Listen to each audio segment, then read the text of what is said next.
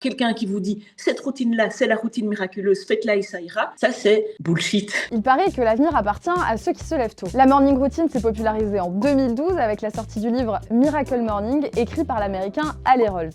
Se lever parfois à 5h du matin, courir 5 km, mettre des dizaines de produits sur son corps, un rituel millimétré partagé par des millions de vidéos sur TikTok et sur Instagram. Mais tout ça, c'est le résultat d'un phénomène de société. On est dans une société de la performance. Les routines matinales viennent appuyer sur un point qui est de dire, eh bien, le temps du matin, en fait, est souvent un temps un peu perdu, puisque soit on dort, soit on ne fait pas grand-chose parce qu'on n'est pas encore réveillé. Eh bien, renversons ça, réveillons-nous plus tôt, rentabilisons ce temps pour, de nouveau, progresser, nous améliorer, devenir meilleur, devenir encore plus. La morning routine est vantée par des personnes vues comme des modèles de réussite. Les utilisateurs, sans cesse exposés à ces images, peuvent donc rapidement culpabiliser. Moi, je reçois beaucoup de patients qui me disent « Je fais tout ce qu'on me dit dans les livres, je fais la routine matinale et j'y arrive pas, je me sens pas bien. » On estime que tout est individuel. En fait, on a en nous toute la possibilité d'aller bien. Donc, si on va pas bien, c'est de notre faute. Il y a aussi des risques pour notre santé si ces routines ne sont pas adaptées à chacun. Il y a des gens qui ont un chronotype de l'après-midi. Donc, pour eux, en fait, se réveiller le matin tôt,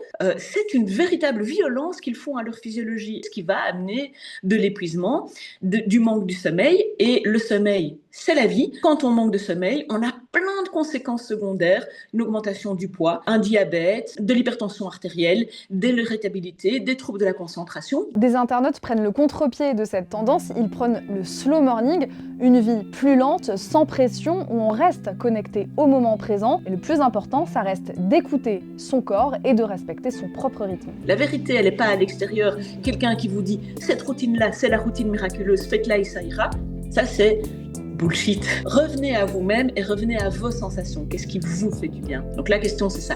Qu'est-ce qui me fait du bien? Qu'est-ce qui m'apporte de la joie?